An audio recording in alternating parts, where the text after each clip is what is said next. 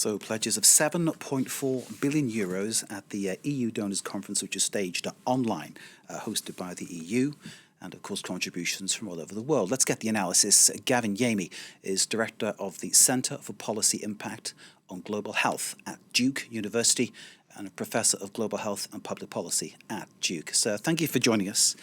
In principle, this is a lot of money that has been promised, but I imagine it's not just a question of money, is it?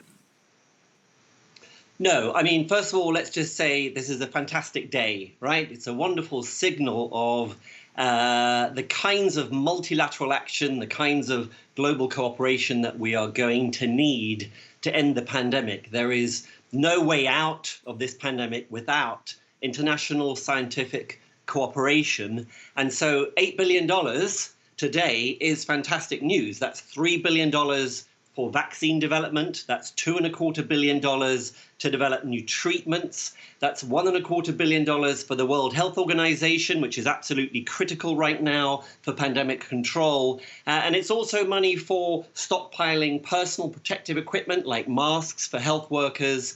And so, you know, those are absolutely essential things that we need right now. And so I think today we should, in the international community, feel proud. Your reporting, of course, showed something quite painful, and that is that the United States was not there. You know, I am a dual citizen of the US and the UK.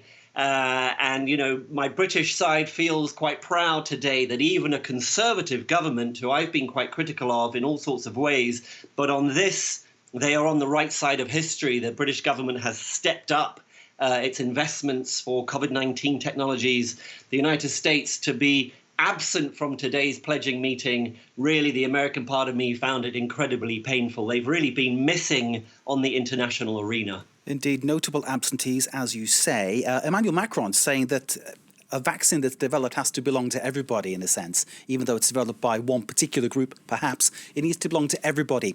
Is that something that those who develop the vaccine will share as an ideal, do you think? Or is it about making money? Well, when we develop a COVID-19 vaccine, it will not be a British vaccine. It will not be a French vaccine. It will not be a Chinese vaccine. It will not be an Indian vaccine. The vaccine will have no nationality at all. It will belong to all of us. It will be a global public good.